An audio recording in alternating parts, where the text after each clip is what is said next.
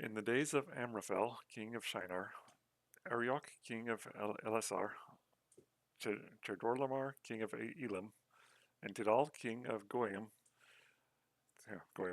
These kings made war with Bera, king of Sodom, Birsha, king of Gomorrah, Shinab, king of Admah, Shemember, king of Zeboim, and the king of Bela, that is Zor. And all these joined forces in the valley of Siddim, that is the Salt Sea. 12 years they had served Chedorlaomer, but in the 13th year they rebelled.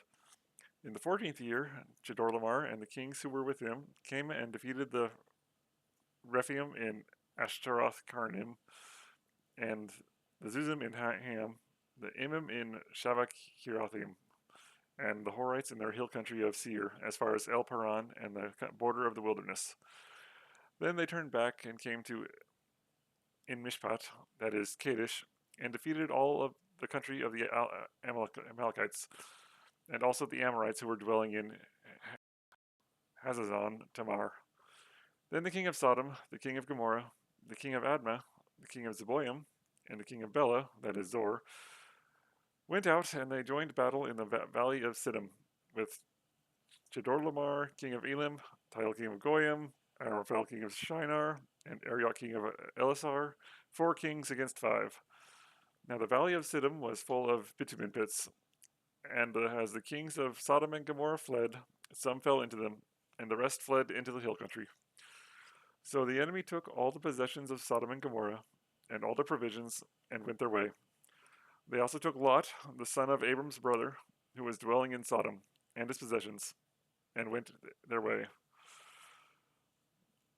Then one who had escaped came and told Abram the Hebrew, who was living by the oaks of Mamre in the Amorite, brother of Eshcol and of Aner. These were allies of Abram. When Abram heard that his kinsmen had been taken captive, he led forth his trained men, born in his house, 318 of them, and went in pursuit as far as Dan. And he divided his forces against them by night, he and his servants, and defeated them and pursued them to Hobah, north of Damascus. Then he brought back all the possessions, and also brought back his kinsmen with Lot his possessions, and the women and the people. It's amazing how small some of these wars can be that Abram can overcome the victorious force of five kings with 318 men. I get the impression that all the armies are small in these times. I think there was a point in Exodus where when Israel suffers a stunning defeat and lose 30 guys.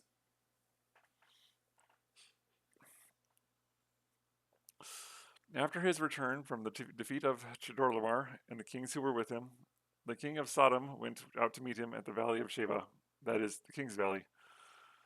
And Melchizedek, king of Salem, brought out bread and wine. He was priest of God Most High. And he blessed him and said, Blessed be Abram by God Most High, possessor of heaven and earth, and blessed be God Most High, who has delivered your enemies into your hand. And Abram gave him a tenth of everything. And the king of Sodom said to Abram, Give me the persons, but take the goods for yourself. But Abram said to the king of Sodom, I have lifted my hand to the Lord, God Most High, possessor of heaven and earth, that I would not take a thread or a sandal strap or anything that is yours, lest you should say, I have made Abram rich. I will take nothing but what the young men have eaten, and the share of the men who went with me. Let Aner, Eshcol, and Mamre take their share. So he's not taking any wealth from the, the, the ruler of the wicked city. After these things, the word of the Lord came to Abram in a vision. Fear not, Abram, I am your shield. Your reward will be very great.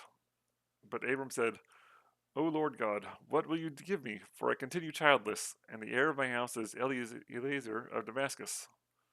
And Abram said, Behold, you have given me no offspring, and a member of my household will be my heir. And behold, the word of the Lord came to him. This man shall not be your heir. Your very own son shall be your heir. And he brought him outside and said, "Look toward heaven and number the stars. If you are able to number them." Nope. Okay, so brought them outside and said, "Look towards heaven and number the stars, if you are able to number them." Then he said to him, "So shall your offspring be." And he believed the Lord, and he counted it to him as righteousness. This is one verse that gets frequently quoted in the New Testament a couple times. It's the Abraham is justified by his faith, not by anything he's actually done so far. And he said to him, "I am the Lord who brought you out from Ur of the Chaldeans to give you this land to possess." But he said, "O Lord God, how am I to know that I shall possess it?" He said to him, "Bring me a heifer 3 years old, a female goat 3 years old, a ram 3 years old, a turtle dove, and a young pigeon." And he brought him all of these, cut them in half, and laid each half over each other, over against the other. But he did not cut the birds in half. And when the birds of prey came down on the carcasses, Abram drove them away. As the sun was going down, a deep sleep fell on Abram. And behold, a dreadful and great darkness fell upon him. Then the Lord said to Abram, "Know for certain that your offspring will be sojourners in a land that is not theirs, and will be servants there. And they will be afflicted 400 years. But I will bring the judgment on the nation that they serve, and afterward they shall come out with great possessions. As for you, you shall go to your fathers in peace.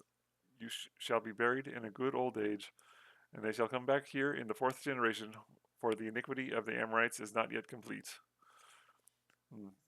Notice this fear that's wait, waiting for the sinfulness of the Amorites to be completed. It's part of the reason that they are not going to possess the land anytime soon. When the sun had gone down and it was dark, behold, a smoking firepot and a flaming torch passed between these pieces. On that day the Lord made a covenant with Abram, saying, "To your offspring I give this land, from the river of Egypt to the great river, the river Euphrates, the land of the Kenites, the Kenizzites, the Kadamites, the Hittites, the Perizzites, the Rephaim, the Amorites, the Canaanites, the Girgashites, and the Jebusites."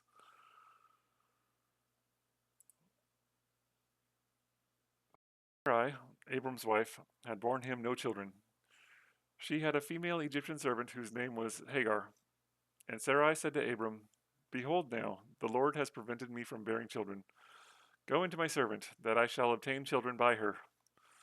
And Abram listened to the voice of Sarai. So after Abram had lived 10 years in the land of Canaan, Sarai, Abram's wife, took Hagar the Egyptian, her servant, and gave her to Abram, her husband, as a wife. And he went into Hagar, and she conceived. And when she saw that she had conceived, she looked with contempt on her mistress. And Sarai said to Abram, "May the wrong done to me be on you. I gave you my servant to your embrace, and when she saw that she had conceived, she looked on me with contempt. May the Lord judge between you and me." But Abram said to Sarai, "Behold, your servant is in your power. Do to her as you please." Then Sarai dealt harshly with her, and she fled from her. The angel of the Lord found her by a spring of water in the wilderness, the spring on the way to Shur. And he said, "Hagar, servant of Sarai, where have you come from, and where are you going?" She said, "I am fleeing from my mistress Sarai." The angel of the Lord said to her, "Return to your mistress and submit to her." The angel of the Lord also said to her, "I will surely multiply your offspring, so that they cannot be numbered for multitude." And the angel of the Lord said to her, "Behold, you are pregnant and shall bear a son. You shall call his name Ishmael, because the Lord listened to your affliction. He will be a wild donkey of a man, his hand against everyone, and everyone's hand against him, and he shall dwell over against all his kinsmen." Ishmael means God hears. All right. So she called the name of the Lord who spoke to her, "You are a God of seeing." And that's a footnote. Or "You are a God who sees me." For she said, "Truly here I have seen him who looks after me." Therefore the well was called Bir Lahai Roy. It lies between Kadesh and Mered. And Hagar bore Abram a son, and Abram called the name of his son, whom Hagar bore, Ishmael. Abram was 86 years old when Hagar bore Ishmael to Abram. When Abram was 99 years old, the Lord appeared to Abram and said to him, "I am God Almighty. walk before me and be blameless, that I may make my covenant between me and you, and multiply you greatly." Then Abram fell on his face, and God said to him, "Behold, my covenant is with you, and you shall be a father of a multitude of nations. No longer shall your name be called Abram, but your name shall be Abraham, for I have made you the father of a multitude of nations." Yeah, Abraham means father of a multitude. "I will make you exceedingly fruitful, and I will make you into nations, and kings shall come from you. And I will establish my covenant between me and your offspring, and your offspring after you, throughout their generations, for an everlasting covenant, to be God to you and to your offspring after you. I will give to you and to your offspring after you the land of your sojournings, all the land of Canaan, for an everlasting possession, and I will be their God." And God said to Abraham, "As for you, you shall keep my covenant, you and your offspring after you, throughout their generations. This is my covenant which you shall keep, between me and you and your offspring after you. Every male among you shall be circumcised. You shall be circumcised in the flesh of your foreskins, and it shall be a sign of the covenant between me and you. He who is 8 days old among you shall be circumcised. Every male throughout your generations, whether born in your house or bought with your money from a foreigner who is not your offspring, both he who is born in your house and he who is bought with your money shall surely be circumcised. So shall my covenant be in your flesh, an everlasting covenant. Any uncircumcised male who is not circumcised in the flesh of his foreskin shall be cut off from his people. He has broken my covenant." And God said to Abraham, "As for Sarai your wife, you shall not name her Sarai, but Sarah." Sarah means princess instead of my princess. "But Sarah shall be her name. I will bless her, and moreover I will give you a son by her. And she shall become nations. Kings of peoples shall come from her." Then Abraham fell on his face and laughed, and said to himself, "Shall a child be born to a man who is 100 years old? Shall Sarah, who is 90 years old, bear a child?" And Abraham said to God, "Oh, that Ishmael might live before you." God said, "No, but Sarah your wife shall bear you a son, and you shall call him Isaac. I will establish my covenant with him as an everlasting covenant for his offspring after him. As for Ishmael, I have heard you. Behold, I have blessed him and will make him fruitful and multiply him greatly. He shall father 12 princes, and I shall make him into a great nation. But I shall establish my covenant with Isaac, whom Sarah shall bear to you at this time next year." Isaac means he laughs. When he had finished talking with him, God went up from Abraham. Then Abraham took Ishmael his son, and all those born in his house, or bought with his money, every male among the men of Abraham's house, and he circumcised the flesh of their foreskins that very day, as God had said to him. Abraham was 99 years old when he was circumcised in the flesh of his foreskin, and Ishmael his son was 13 years old when he was circumcised in the flesh of his foreskin. And that very day Abraham and his son Ishmael were circumcised. And all the men of the house, those born in the house and those bought with money from a foreigner, were circumcised with him. And the Lord appeared to him by the oaks of Mamre, as he sat at the door of his tent in the heat of the day. He lifted up his eyes and looked, and behold, 3 men were standing in front of him. When he saw them, he ran from the tent door to meet them, and bowed himself to the earth, and said, "O Lord, if I have found favor in your sight, do not pass by your servant. Let a little water be brought, and wash your feet, and rest yourselves under the tree, while I bring a morsel of bread. You may refresh yourselves, and after that you may pass on, since you have come to your servant." So they said, "Do as you have said." And Abraham went quickly into the tent and to Sarah and said, "Quick, 3 seahs of fine flour, knead it and make cakes." And Abraham ran to the herd and took a calf, tender and good, and gave it to a young man who prepared it quickly. Then he took curds and milk and the calf that he had prepared and set it before them. And he stood by them under the tree while they ate.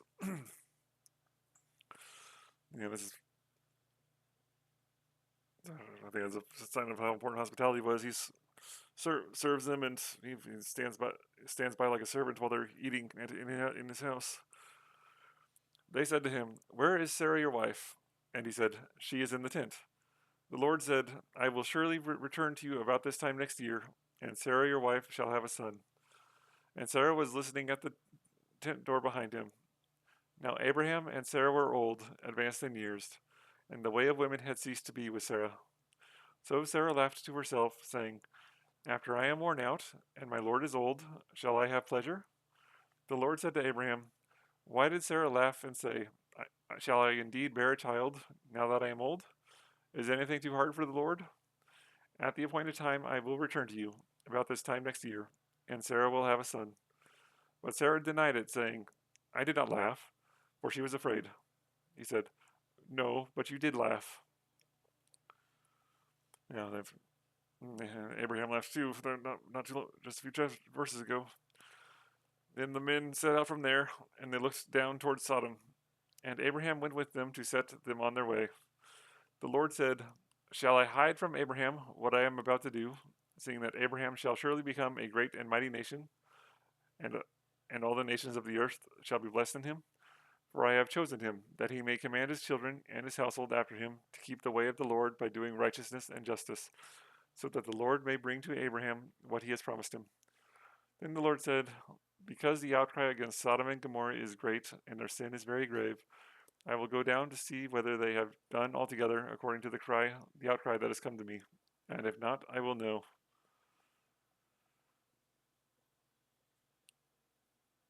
So I think it's interesting that there's three men came to Abram, and here we are. Right here we have. So the men turned from there and went towards Sodom, but Abraham still stood before the Lord. So one of these three is the Lord. Is frequently considered to be a Christophany, an appearance of Christ or a theophany, an appearance of God in general. But yeah, well. Then Abraham drew near and said, Will you indeed sweep away the righteous with the wicked? Suppose there are 50 righteous within the city. Will you then sweep away the place and not spare it for the 50 righteous who are in it? Far be it from you to do such a thing, to put the righteous to deal with to put the righteous to death with the wicked, so the righteous fare as the wicked. Far be that from you. Shall you not judge all the earth to do what is just? And so it's interesting that Abram is arguing with God here. And the Lord said, If I find at Sodom 50 righteous in the city, I will spare the whole place for their sake. And more interesting that the Lord is amiable to this negotiation.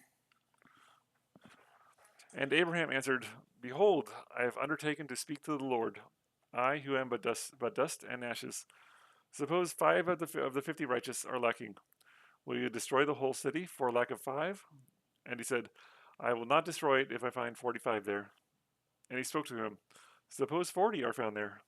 He answered, For the sake of 40, I will not do it. Then he said, Oh, not the Lord be angry, and I will speak. Suppose 30 are found there. He answered, I will not do it if I find 30 there.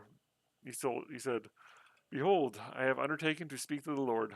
Suppose 20 are found there. For the sake of 20, I will not destroy it.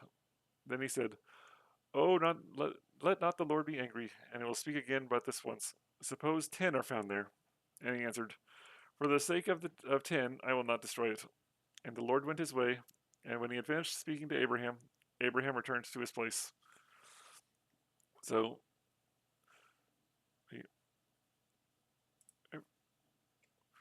the two angels came to Sodom in the evening, and Lot was sitting in the gates of Sodom. When Lot saw them, he rose to meet him and bowed himself with his face to the earth. So I've seen a commentary on they note the progression of Lot in relation to Sodom. First he was living near Sodom, and then when the warfare came, he was captured from Sodom, and now he's sitting in the gates with the respected elders. When Lot saw them, he rose to meet them and bowed himself with his face to the earth and said, My lords, please turn aside to your servant's house and spend the night and wash your feet. Then you may rise up early and go on your way. They said, No, we will spend the night in the town square. But he pressed them strongly, so they turned aside to him and entered the house. And he made them a feast and baked unleavened bread, and they ate. But before they lay down, the men of the city, the men of Sodom, both young and old, all the people to the last man, surrounded the house. And they called to Lot, "Where are the men who came to you tonight? Bring them out to us, that we may know them." Lot went out to the men at the entrance, shut the door after him, and said, "I beg you, my brothers, do not act so wickedly. Behold, I have 2 daughters who have not known any man. Let me bring them out and do with them as you please. Only do nothing to these men, for they have come under the shelter of my roof." Jeez. In what world is this a better option? But they said, "Stand back." And they said, "This fellow came to sojourn, and he has become the judge. Now we will deal worse with you than with them." When they pressed hard against the man Lot, and drew near to break the door down, but the men reached out their hands and brought Lot into the house with them and shut the door. And they struck with blindness the men who were at the entrance of the house, both small and great, so that they wore themselves out, groping for the door. Jeez, how how ridiculously persistent they are about this. They're still looking for the door after being struck blind. Then the men said to Lot, "Have you anyone else here? Sons-in-law, sons, daughters, or anyone that you have in the city? Bring them out of the place. For we are about to destroy this place, because the outcry against this people has become great before the Lord, and the Lord has sent us to destroy it." So Lot went out to his sons-in-law, who were to marry his daughters. "Up, get out of this place, for the Lord is about to destroy the city." But he seemed to his son-in-law to be jesting. Sons-in-law. As morning dawned, the angels urged Lot, saying, "Up, take your wife and your 2 daughters who are here, lest he be swept away in the punishment of the city." But he lingered. So the men seized him and his wife and his 2 daughters by the hand, the Lord being merciful to him, and they brought him out and set him outside the city. And as they brought him out, one said, "Escape for your life. Do not look back or stop anywhere in the valley. Escape to the hills, lest you be swept away." And Lot said to them, "Oh no, my lords. Be- Behold, your servant has found favor in your sight, and you have shown me great kindness in saving my life. But I cannot escape to the hills, lest the disaster overtake me and I die. Behold, this city is near enough to flee to, and it is a little one. Let me escape there. Is it not a little one? And my life will be saved." He said to him, "Behold, I grant you this favor also, that I will not overthrow the city of which you have spoken. Escape there quickly, for I can do nothing until you arrive there." Therefore the name of the city was called Zor. So what does Zor mean again? Little. Okay. The sun had risen on the earth when Lot came to Zor, and then the Lord rained on Sodom and Gomorrah sulfur and fire from the Lord out of heaven. That is one of those verses that we point to as indicating the Trinity in the Old Testament. Then the Lord rained on Sodom and Gomorrah sulfur and fire from the Lord out of heaven. Presumably the Lord that was speaking with Abraham, and is making a distinction between the Lord out of heaven. And he overthrew those cities and all the valley and all the inhabitants of the cities and what grew on the ground. But Lot's wife behind him looked back, and she became a pillar of salt. And Abraham went early in the morning to the place where he had stood before the Lord, and he looked down towards Sodom and Gomorrah, towards all the land of the valley. And he looked, and behold, the smoke of the land went up like the smoke of a furnace. So it was that, when God destroyed the cities of the valley, God remembered Abraham and sent Lot out of the midst of the overthrow, when he overthrew the cities in which Lot had lived. Now Lot went up to Zor and lived in the hill. Went up out of Zor and lived in the hills with his 2 daughters, for he was afraid to live in Zor. So he lived in a cave with his 2 daughters. And the firstborn said to the younger, "Our father is old, and there is not a man on earth to come into us after the manner of all the earth. Come, let us make our father drink wine, and we will lie with him, that we may preserve offspring from our father." So they made their father drink wine that night. And the firstborn went in and lay with her father. He did not know when she lay down or when she arose. The next day the firstborn said to the younger, "Behold, I lay last night with my father. Let us make him drink wine tonight also. Then you go in and lie with him, that we may preserve offspring from our father." So they made their father drink wine that night also, and the younger arose and lay with him, and he did not know when she lay down or when she arose. Thus both the daughters of Lot became pregnant by their father. The firstborn bore a son and called his name Moab. He is the father of the Moabites to this day. The younger also bore a son and called his name Ben-Ami. He is the father of the Ammonites to this day. So even having escaped Sodom and Gomorrah, the wickedness of the city still follows them, has infected him and his family. And Moab and the Ammonites are both longtime rivals of Israel for many centuries. Yeah. Although Ruth was a Moabitess, so if I remember right, they said that he will eventually say that no one descent from Moabite can enter the congregation of the Lord for 10 generations. Uh, if I remember right, I think Jesus is 10 generations down from Ruth. Although it's like much closer to that, you have like David, like 2 or 3 generations down. I want to say 3.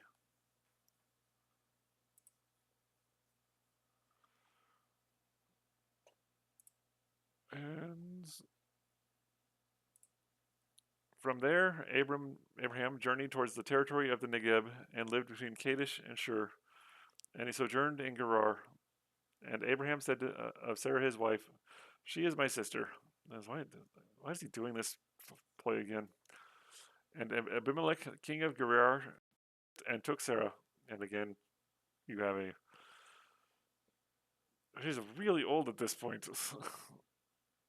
But God came to Abimelech in a dream by night and said to him, "Behold, you are a dead man because of the woman whom you have taken, for she is the man's wife." Now Abimelech had not approached her. So he said, "Lord, will you kill an innocent people? Did he not himself say to me, 'She is my sister'?" And she herself said, "He is my brother. In the integrity of my heart and the innocence of my hands, I have done this." Then God said to him in the dream, "Yes, I know that you have done this in the integrity of your heart, and it was I who kept you from sinning against me. Therefore I did not let you touch her. Now then, return the man's wife, for he is a prophet, and so that he will pray for you, and you shall live. But if you do not return her, know that you shall surely die, you and all who are yours." So Abimelech rose early in the morning and called all his servants and told them all these things. And the men were very much afraid. Then Abimelech called Abram and said to him, "What have you done to us? And how have I sinned against you, that you have brought on me and my kingdom a great sin? You have done to me things that ought not to be done." And Abimelech said to Abraham, "What did you see that you did this thing?" Abraham said, "I did it because I thought, there is no fear of God at all in this place, and they will kill me because of my wife. Besides, she is indeed my sister, the daughter of my father, though not the daughter of my mother, and she became my wife. And when God caused me to wander from my father's house, I said to her, 'This is the kindness that you must do to me. At every place to which we come, say of me, he is my brother.' Then Abimelech took sheep and oxen, and male servants and female servants, and gave them to Abraham, and returned Sarah his wife to him. And Abimelech said, 'Behold, my land is before you. Dwell where it pleases you.' To Sarah he said, 'Behold, I have given your brother 1,000 pieces of silver. It is a sign of your innocence in the eyes of all who are with you, and before everyone you are vindicated.' Then Abraham prayed to God, and God healed Abimelech, and also healed his wife and female slaves, so that they bore children. For the Lord had closed all the wombs of the house of Abimelech because of Sarah, Abraham's wife. The Lord visited Sarah as he had said, and the Lord did to Sarah as he promised. And Sarah conceived and bore Abraham a son in his old age at the time of which God had spoken to him. Abraham called the name of his son who was born to him, whom Sarah bore him, Isaac. And Abraham circumcised his son Isaac when he was 8 days old, as God had commanded him. And Abraham was 100 years old when his son Isaac was born to him. And Sarah said, "God has made laughter for me. Everyone who hears will laugh over me." And she said, "Who would have said to Abraham that Sarah would nurse children? Yet I have borne him a son in his old age." And the child grew and was weaned. And Abraham made a great feast on the day that Isaac was weaned. But Sarah saw the son of Hagar the Egyptian, whom she had born to Abraham, laughing. That's a footnote on that. Or laughing in mockery, possibly. So she said to Abraham, "Cast out this slave woman with her son, for the son of the slave woman shall not be heir with my son Isaac." Yeah, this, you consider that Isaac is like a week-old infant right now, and if and Ishmael was prophesied to be in contention with all of his brethren. So if this 13, 14-year-old boy being mocking of a newborn infant, Isaac could be in some real danger here.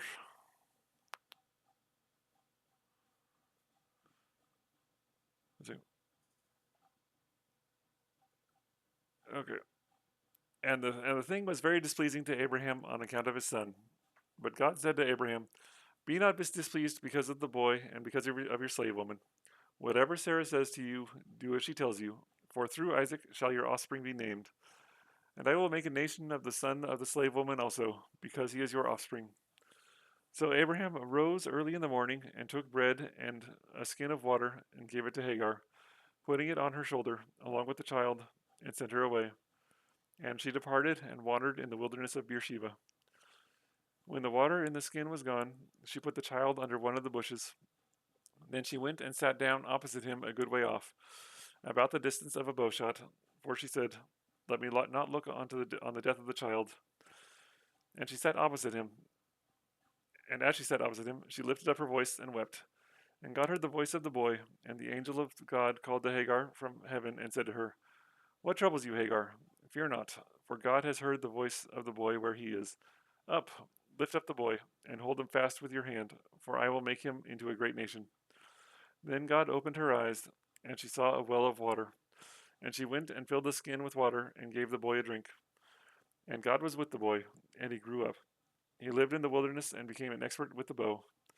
He lived in the wilderness of Paran, and his mother took a wife for him from the land of Egypt. At that time, Abimelech and Phicol, the commander of his army, said to Abraham, "God is with you in all that you do. Now therefore swear to me by God that you will not deal falsely with me, or my descendants, or with my posterity. But as I have dealt kindly with you, so you will deal with me in the land where you have sojourned." And Abraham said, "I will swear." When Abraham reproved Abimelech about a well of water that Abimelech's servants had seized, Abimelech said, "I do not know who has done this thing. You did not tell me, and I have not heard of it until today." So Abraham took sheep and oxen and gave them to Abimelech. The two men made a covenant.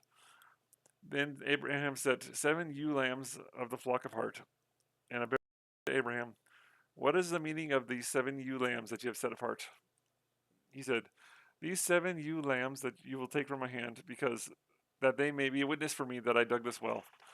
Therefore that place is called Beersheba, because they were there both of them swore an oath. So they made a covenant at Beersheba. Then Abimelech and Phicol, the commander of his army, rose up and returned to the land of the Philistines. Abraham planted a tamarisk tree in Beersheba and called out there on the name of the Lord, the everlasting God. And Abraham sojourned many days in the land of the Philistines.